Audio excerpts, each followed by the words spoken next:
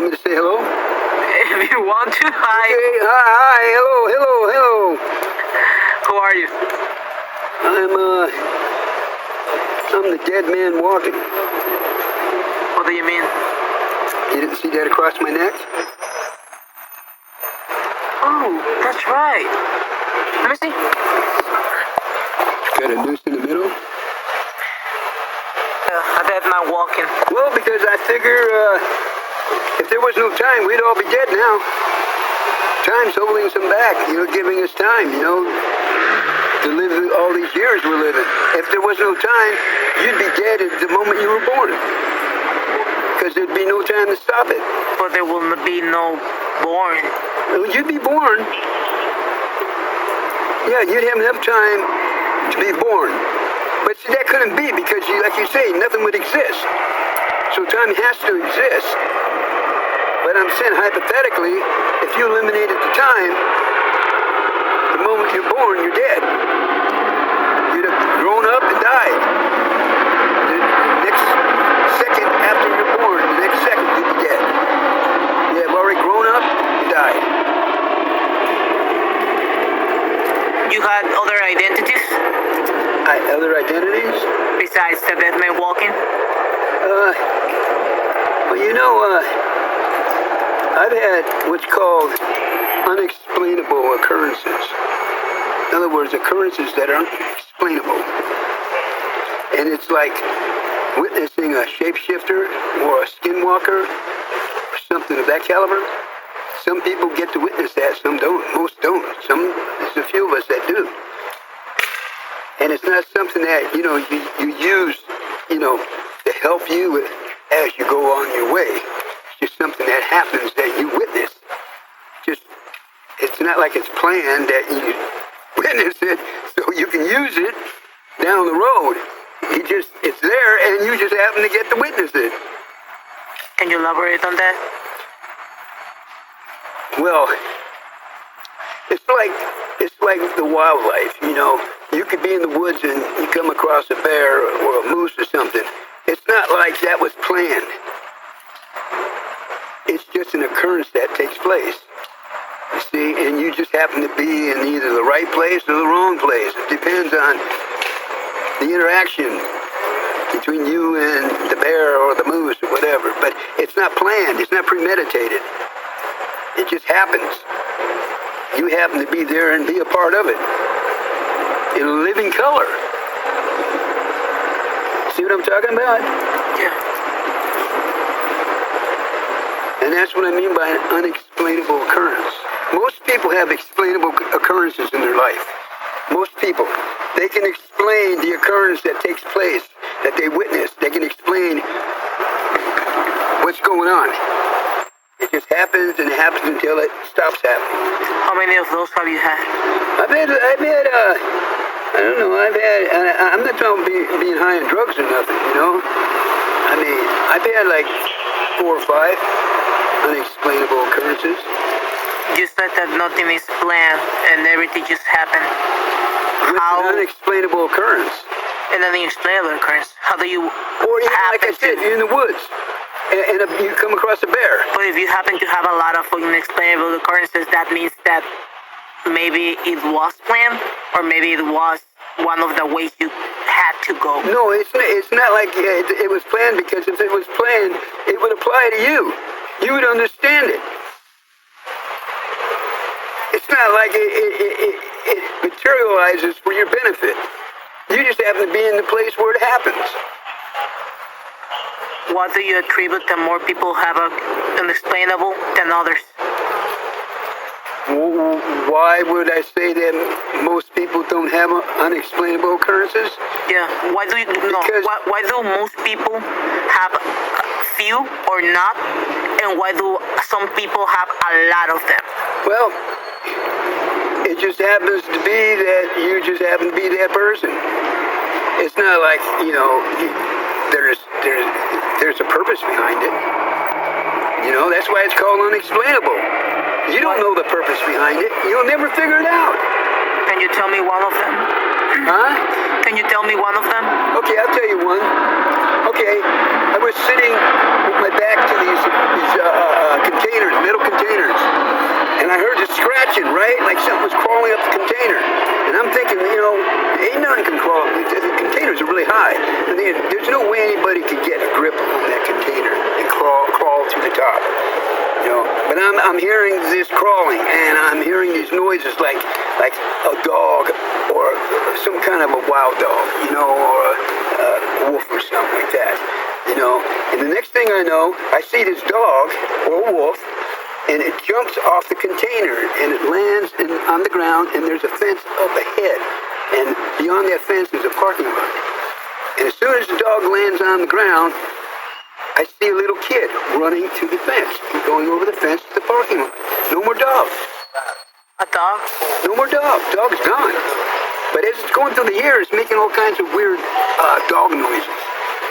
And then when it lands on the ground, it disappears. There's a kid there. And the kid goes up to the fence.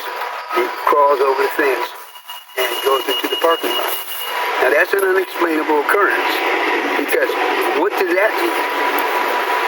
It didn't apply to me. I just happened to be there to witness it. That just does its own thing, and sometimes you happen to be there, and when it does its thing, you're in the same place where it's doing its thing, and that's it. But you can't explain it. You can't apply it to you. You can't apply it to you. There's no explanation for it. Do you think that those occurrences have marked you? Do I think they what? Mark you? Do I think it marks me, you're saying, or something? Leave you? Oh, no. Or emotional scars per se? No, I didn't get emotional. Like, I didn't feel cheated. I didn't feel cheated. It comes down to this. Shapeshifters, the skinwalkers, they're real and they happen. And you just happen to be in a place where you might witness that. How many shapeshifters have you witnessed? That's just that one I told you about the kid and the dog. Just one? I've had other occurrences, but not things I did and things happen. Tell me about them. You're not supposed to be talking about this stuff. This stuff is like stuff that the human mind is not adjusted to comprehending it. So most of the time it's better just to leave it alone. Just know you saw it and keep it to yourself. Are you a student of the occult or esotericism? Are you? Those kind of things, you're not supposed to share with other people because they just get freaked out. They think you're high on drugs or something. So Native indigenous people on this continent have experienced a lot of unexplainable occurrences, but they don't talk about it because they know that. So they don't want to discuss it because it's unexplainable. It's just a waste of both. It would be a waste of my time and your time if I went on and kept telling you about different things that have happened in my life. Because neither one of us is going to benefit from it. Are you connected to indigenous people? Actually, I am. Actually, I am because I was born with that mentality. I'm not traveling. You can learn a lot from the animals. They can teach you. They're incredible. Tell me about it. They're incredible. They can teach you how to be naturally transparent. Because they just do what they are. They don't do anything else. We have a problem doing what we are. Identity crisis. Animals have no identity crisis. They do what they are. They do nothing else but that. You can learn. You can learn from the animals. They're not confused. They don't question what they are. They just go on and live it until they die. If they're out there to be eaten, they run until they get caught, and that's it. They don't question it.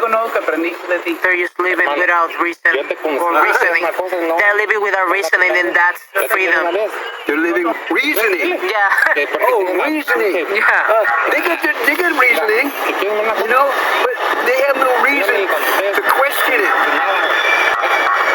Elaborate on that. They accept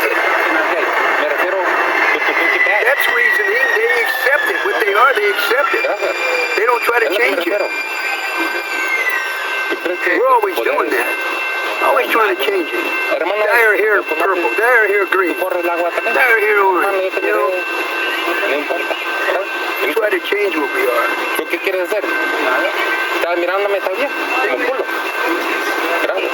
I mean, look at the empires, look at the cultures that we've gone through Hay muchos since we enemigos y began. mucho más gente que tú te corte en parte de mí. Going to spiral into the dirt, and then another will rise out of the ash like the phoenix. That's what happens to us in our culture. We spiral into the dirt, and then another one rises out of the ash like a phoenix. And it just goes on and on. Es lo que te digo. Have these No agarra atrás. moments and beliefs led you to esotericism? Hermano, ¿y por qué dices ellos lo mismo? Ahora, Esoteric people yo te voy a reportar, gracias. are a small Esa razón. group. Mira, ¿cuánta gente está aquí, hermano? They like their own inner circle. No You te know what I'm no te saying? va a tocar. If you're esoteric, Hermano, ¿qué? No te you estoy don't. tocando. Most people's minds don't identify with it. There's only a few No te people voy who a tocar connect. nada. They're in that group. Madurado, pues. How do you think about that group? No, hermano, If I think about it, es la ley. I think it's a compliment. Compliment? I think it's a definite compliment because there's somebody Yo estoy en that understands. Yo estoy en Estados Unidos. It's like being a No, one no está percenter. bueno. Te estoy diciendo, You know, te voy a the demandar. 99% does not understand, but there's going to be somebody that's going to understand, and then you won't feel alone. You won't feel lonely. Are you alone? Huh? Are you alone? Me? I've been pretty much alone all my life. Yeah, I'm kind of like a spectator. A watcher. I haven't really participated in too many group activities. Hermano, let it go. I'm like a spectator. Dile a ellos lo que me dijiste a mí. Nobody knows me. No le dijiste. In this big old city, there's more than a million people. I know maybe two ¿Desde cuándo que tú llegaste? out of that many people. Hermano. And there's probably only two that know me. Me either. Yo tampoco. Huh? I'm alone, but I'm not lonely. How do you achieve that? Tú más tremendo que tú, man. How do you achieve it? Yeah. I don't know. I guess I don't expect too much. Is that the key? Huh? It could be the key for me. You know, I don't know if it would be the key for you. You know? Like I had a wife, she died. And it's like, I didn't really get lonely when she died. Oh. You know? I mean, I missed her because we were in each other's company. But I didn't really, like, go through any trauma, you know? I didn't break down and have a nervous breakdown. You had a wife? Do you have I had a kids? wife till 2011. Do you marry again? Huh? Do you marry again? You know, I like young females, and I don't want to get hooked up with a young female because I'm going to die a lot earlier than she is. And if she really does love me, she's going to be really lost once I go. So it wouldn't be fair. And I don't like old ladies. I like them young. But I can't do it with a young woman because if I die before she dies, she's going to be left all by herself. And I don't want to do that to her. Because I know how it feels when my wife died, how I felt for a minute. How has your life changed since 2011? What do you ask me?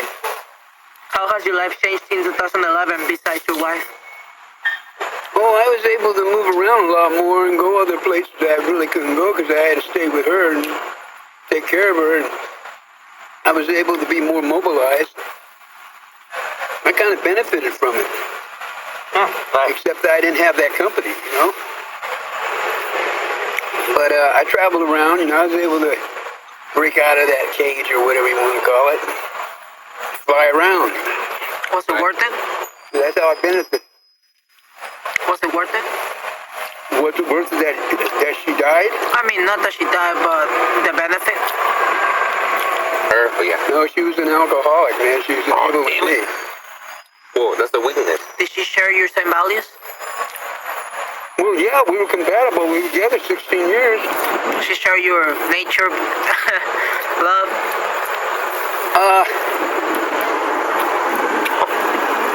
A lot of people don't understand it. When like if somebody said to me that I evolved from a gorilla, I wouldn't get insulted. I think gorillas are got it made. No, I believe that, but I'm going to tell one thing. Very Have you had kids? Huh? Have you had kids? No I got creo. one kid back in Washington State by my first wife. For your first wife, you have kids? What's his name, brother? One kid? Do you still talk to him? Nope. Why? I don't want to go anywhere near her or her family. Oh. ¿Y por qué? Her mother raised the kid. Oh, how do you feel about the way she raised him? I left. I don't know how she raised Oh, him. so you never came back? I didn't hang around and grow up with her. Oh, man. God damn. I never got to. Right now, I'm kind of retired. And where do you used to work? Well, I did a lot of illegal things, for employment. And I Okay. paid the consequences too. Matter of fact, What did you do? just illegal things. To make profit, I guess. Huh? Illegal things to make profit, not Yeah, just to... this is true. No. It was to make a profit. You're right. Do you have a religion? What is the question? Do you have your religion? A religion? Do I have a religion? Yeah. A religion? In what denomination am I in my religion? I believe in the Christ. You believe in Christ? Are you a Christian? It makes good sense to me. Okay. I mean, if it doesn't make sense, you're not going to have anything to do with it. But if it makes sense, then it's a welcoming. You know what I'm saying? It makes sense to me. I don't doubt it. It's probable that all that they're saying actually occurred. It makes good sense. Did you grow up Christian or Christian? Kind of, yeah. See, look. See how it's going to be? Yeah, fuck yeah. Do you have a place to sleep? Oh, yeah. And what do you do normally? Well, on the weekends, I go to the swap meet and help my friend that sells native art, native wares, Yeah. You're very connected to the natives. Yeah. Why is Yeah. that?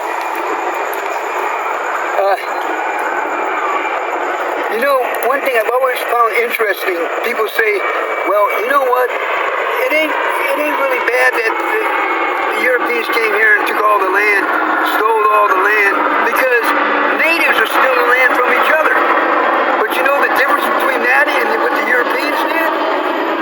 The natives never made promises and then broke them. If they took land from another tribe, they never told that tribe, hey, we're not going to touch your land. It's yours. You can keep it. They didn't do that and then go ahead and renege on that agreement like the Europeans did. So that's the difference between what natives were doing with each other and what the Europeans were doing with the natives, is they gave their word and broke it. Natives never gave their word on any land when they took it. Is that unforgivable for you? That's forgiveness. It's just part of life. I mean, it's not just the Europeans and the natives. They're doing it all over the world. How do you feel about it? Until we evolve into a higher level, it's going to remain like it is. And what does the higher level looks like? The higher level is when we're not so obsessed with this body. And we're going to have to evolve because we're not going to survive if we don't. It's coming to that point now where we're going to have to get to a higher level because this stuff here it's like it's regressing us. It's not progressing us, it's regressing us. We got to get above it. And that's why all the wars and all that and the people killing each other and all that, because this has got to go, man. We got to get to a higher level of consciousness. It may mean that we need to get out of this. It's like if you believe in evolution, so we needed to get from the gorilla to the human. We needed to evolve to survive. And now we need to evolve to survive. We need to get out of this because time's run out. Okay. See, we course. Now it's time to get to the next level. Do you worry about today? Huh? Do you worry about today? No, like... Oh, you mean what's going on in this climate? Yeah. No, because we got the internet and people can communicate a lot easier with one another now. So, and people that like to do dirty deeds, it's easier for them to get around and do their dirty deed.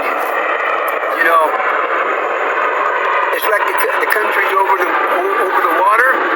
You know, like Vladimir Putin and Xi Jinping and all Khomeini and all them guys and Kim Jong-un, all them. It's easier for them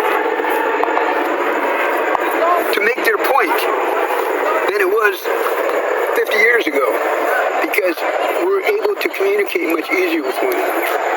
So, Do you think that's a problem now? Or a dangerous tool? yes, I think it is a problem, yes, because there are people who are bent on doing dirty deeds and their life depends on it. And the communication that we have now with the internet and our computers and our weapons of mass destruction, it's easier to track what you're doing. If you're going to do a dirty deed, it's much easier to track what you're doing. You can know a lot better now what your adversary's up to. Who is your adversary?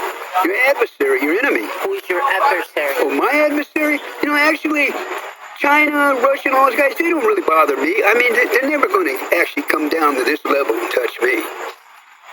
It's more of a political thing up in the bigger arena, you know? Who is your adversary? My adversary is probably old age and how close I'm getting to the body bag. That's my adversary. And this body's my adversary too, because this body gives me problems. You know, I mean, I would trade this body in if I could for a younger body. Does that worry you? Well, yeah, I mean, I don't want to Die?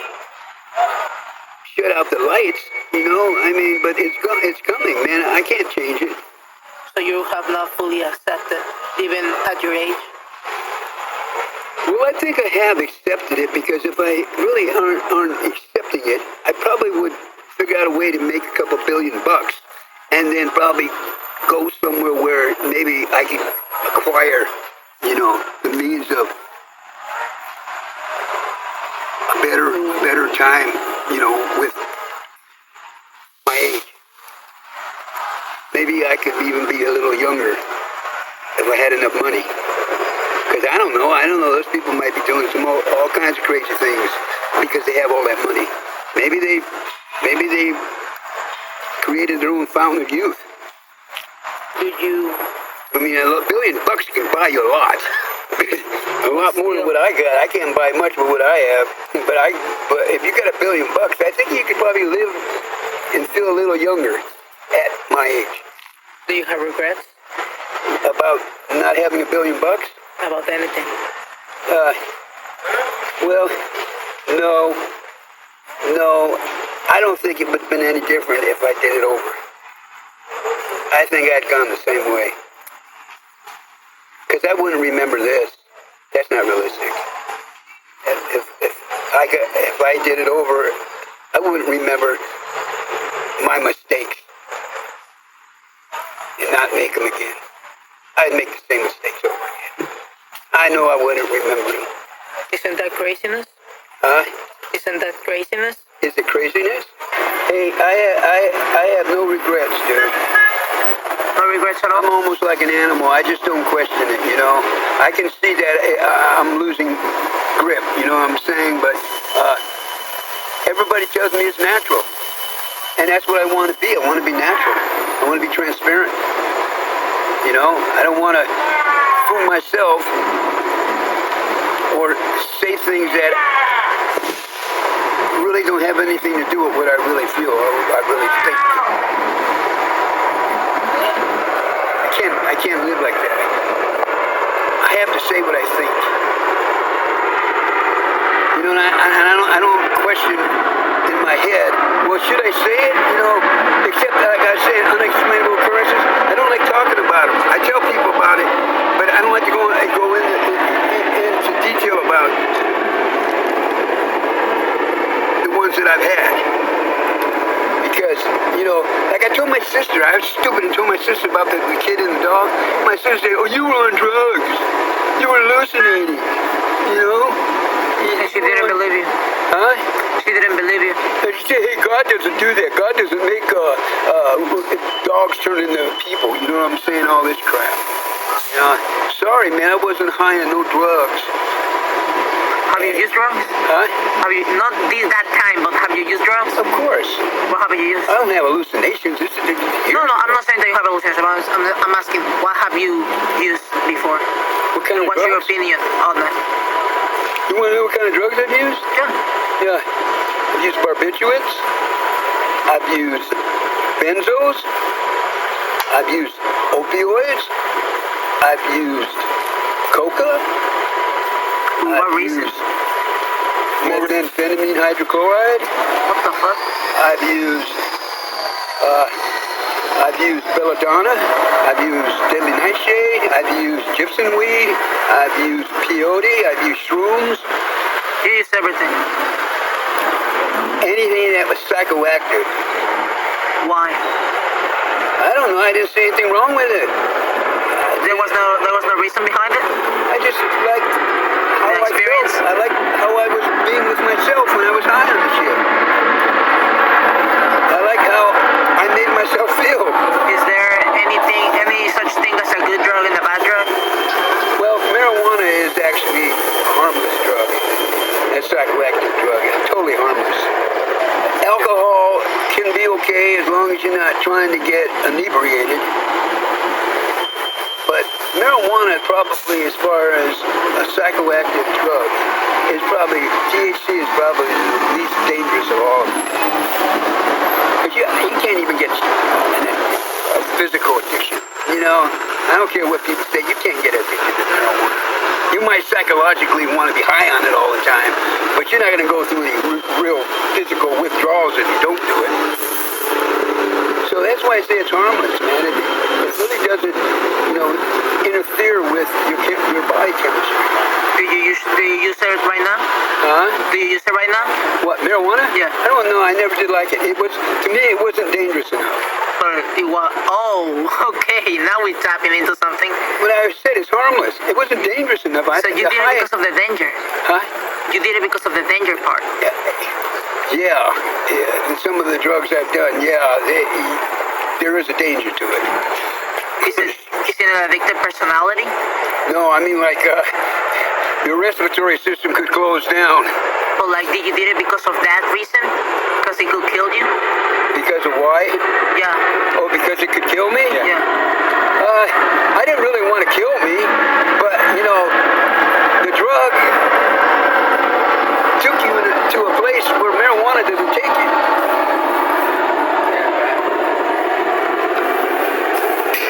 I mean, maybe you kind of like the addiction. You know, maybe you enjoyed the addiction. Maybe that's why I was doing it, because of the addiction. The challenge, the fight. So you did have an addiction? Huh? You did have an addiction? Yeah, well, I got on methadone for 16 years because of that addiction. Are you in methadone right now? No, I detox. No, I'm done with that. After my wife died, I quit. Did that hit you and that make you quit? It kind of did, yeah. It sort of convinced me to quit doing everything. How do you feel about love? Love? Yeah. I don't think I really know what love is. I think you gotta have parents that provided you with that as you grew up to really understand what love really is. You know, as far as with other people. You know what I'm saying? My mother wasn't really a loving mother that, you know, made me feel love. So I don't really know much about love. I mean, honestly.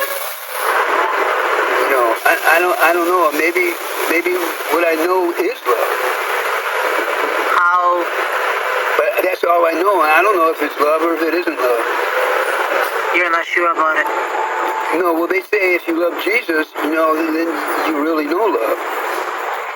Because then Jesus loves you, and then they say that there can be no love as great as the love of the Messiah, the Christ. Do you believe They in that? claim that's the real love. Humans don't really know the real love between each other. You know what I'm saying? It's more like dependency. Do you believe that? Yeah, I was dependent on my wife. I was dependent on her company. We were together all the time. But I don't think it was love. I think it was dependency. Is love a true thing? Do you believe love is a real thing? Oh, I'm saying, probably if I had a real relationship with the Christ, I probably could say love is a real thing. So even though you're pagan, you still believe on Christ? I don't think humans can really introduce real love to one another. I didn't have a father. My father left when I was 5. My mother did not show any real affection. I mean, my mother had her own problems, She was dealing with her own problems, believe it or not, when I was 5. She had her own problems. And You wanna she was talk about it? occupied with that.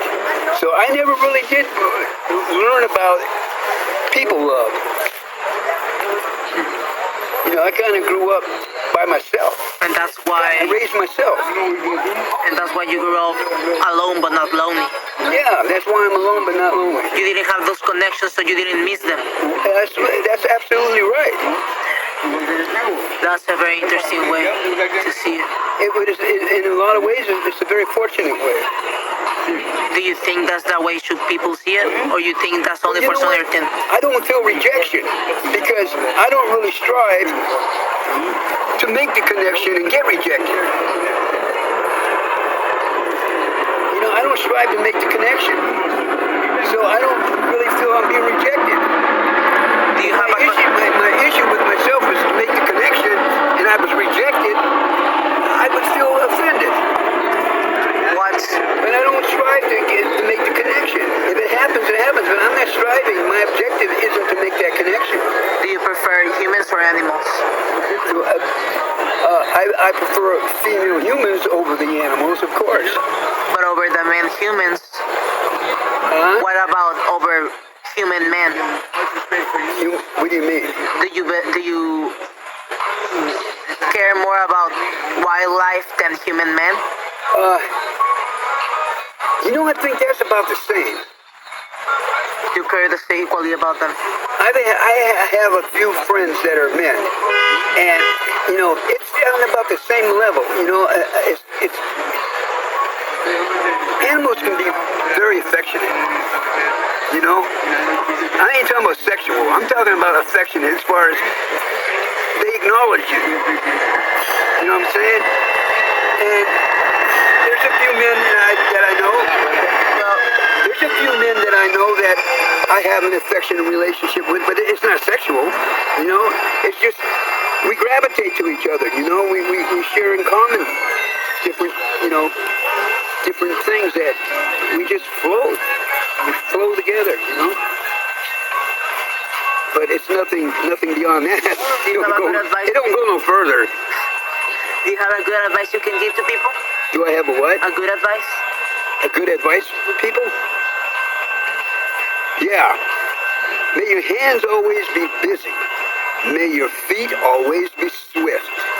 May you have a strong foundation when the winds of changes shift. Thank you. How's You that? sleep at night? Do I sleep at night? Yeah. Yeah, I mean, I'm not walking around right now exhausted and burned out and tired. Pretty much, yeah, because like right now what I'm doing here, it's got my mind preoccupied. You know what I'm saying? It's like I don't want to quit until it's where I'm satisfied. But it's like, I'll get my sleep when I'm finished. I mean, I can sleep till 2 in the afternoon. You know what we used to say about people with holes in their clothes? People with holes in their clothes when I was growing up meant they were poor. Can Can you tell me a story about your childhood? I was locked up at 10 years old in youth authority, and I did 5 years in youth authority. Before I was 10, I can hardly remember what was happening at home. You know, I just don't remember that much about what was going on when I was living with my family. Do you think your mind blocked it? I don't know.